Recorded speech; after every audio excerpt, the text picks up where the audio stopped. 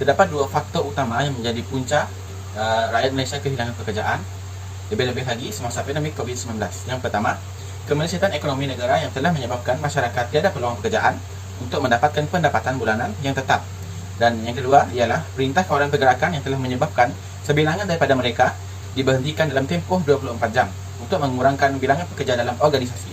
Didapati, mereka yang telah kehilangan kerja seringkali terjejas dari segi kehilangan psikologi dan fizikal, kekurangan motivasi dalam kehidupan, tiada sumber pendapatan yang tetap dan terlibat dalam kegiatan yang negatif. Terbukti bahawa perkara ini dapat diatasi melalui merehatkan minda dan tubuh badan, mendapatkan sokongan moral, menghasilkan sumber pendapatan sendiri dan berfikiran positif dalam apa jua keadaan. Isu kehilangan pekerjaan ini dapat dikaitkan dengan falsafah ilmu yang didefinisikan sebagai pemikiran reflektif terhadap persoalan mengenai segala perkara yang berkait dengan landasan ilmu dan kehidupan manusia. Ia berfungsi sebagai alat untuk mencari kebenaran dari segi fenomena yang ada, pengertian tentang cara hidup, pandangan hidup dan pandangan dunia, dan yang ketiga, ajaran moral dan etika yang berguna dalam kehidupan. Melalui falsafah ini, masyarakat Malaysia dapat melatih diri agar bersikap kritis, menambah kefahaman yang utuh mengenai ilmu, memecah dan menganalisis masalah. Rakyat Malaysia yang kehilangan pekerjaan sepanjang penularan wabak COVID-19 seharusnya mampu berfikir secara bijaksana dan positif dalam membuat sebarang keputusan dalam kehidupan dengan mencari jalan untuk menghasilkan pendapatan sendiri serta tidak memilih untuk mendapatkan peluang pekerjaan yang ada tanpa melibatkan diri dalam sebarang aktiviti yang merugikan diri sendiri. Salam sejahtera. Jurang pendidikan juga berkaitan rapat dengan topik yang kami kaji, iaitu jurang taraf hidup rakyat Malaysia. Antara punca adalah kebanyakan keluarga yang tidak mampu. Antara kesan yang dapat adalah peningkatan kemiskinan di kalangan rakyat. Kedua adalah tiada gerakan terdapat suatu pekerjaan disebabkan tidak pendidikan. Antara cara pengatasi adalah dengan kerajaan membuka peluang pekerjaan. Kedua adalah menurunkan taraf gerakan untuk dapatkan satu pekerjaan. Definisi falsafah adalah merujuk kepada asas sesuatu realiti, ilmu pengetahuan, kewujudan, bahasa dan nilai.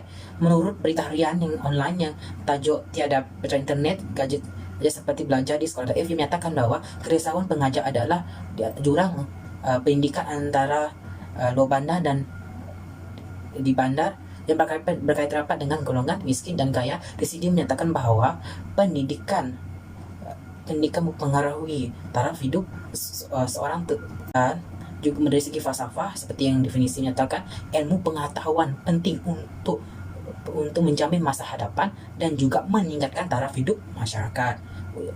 Yaitu dengan mudah mendapat, jika ada pendidikan, mudah mendapat pekerjaan. Jom pendapatan antara jantina bujuk kepada perbezaan pendapatan median antara kaum lelaki dan wanita nisbah kepada median pendapatan lelaki di Malaysia. Jom pendapatan tersebut wujud berdasarkan maklumat yang diberikan oleh Jabatan Statistik Malaysia pada tahun 2020, iaitu puasa gaji bulanan pekerja lelaki adalah sebanyak RM2,963, manakala pekerja wanita adalah sebanyak RM2,889, 7% lebih rendah daripada pekerja lelaki. Pakar telah menunjukkan bahawa jom pendapatan tersebut jelas dilihat daripada sektor swasta kerana perkhidmatan awam telah meletakkan suatu polisi tidak mendiskriminasikan bayaran.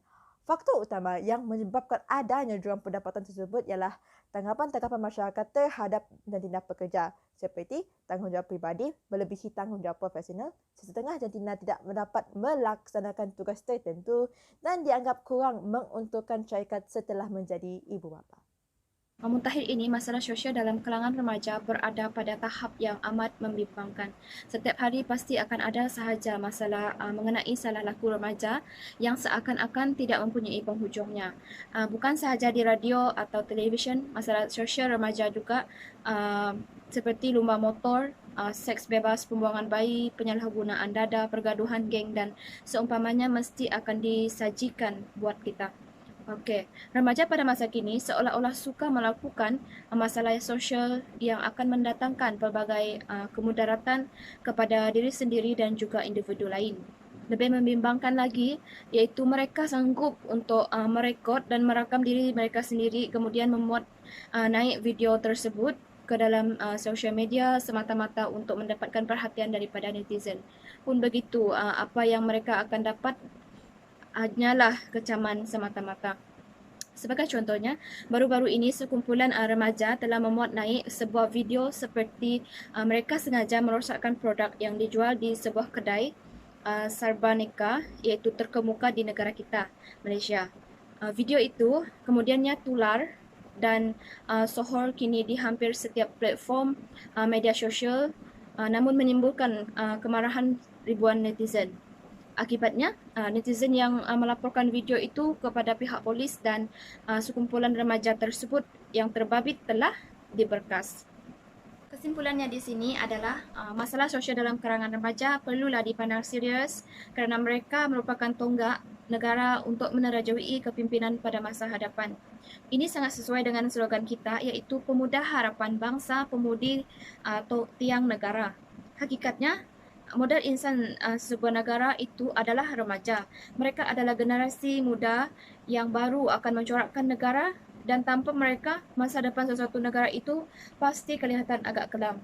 Walaupun begitu, jika remaja kita rosak kerana keseronokan sementara yang berpunca daripada masalah sosial, ini adalah pasti akan mendatangkan kebimbangan kepada setiap golongan masyarakat. Oleh hal demikian, kita haruslah mengambil bahagian dalam memimpin satu sama lain, terlebih lagi para remaja.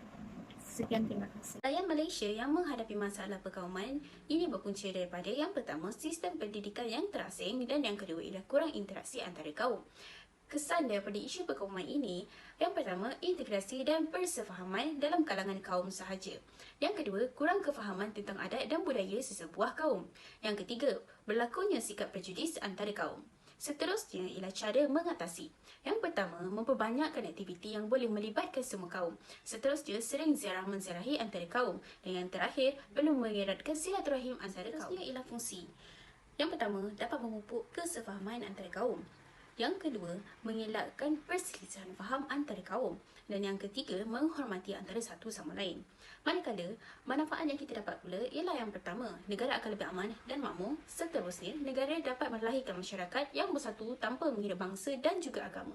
Rakyat Malaysia perlu berfikir terbuka dan saling menerima antara satu sama lain. Jika semua kaum berfikir terbuka, maka akan ada keharmonian di dalam satu negara. Semua kaum perlu bersatu hati untuk mengelakkan berlakunya isu perkauman di Malaysia.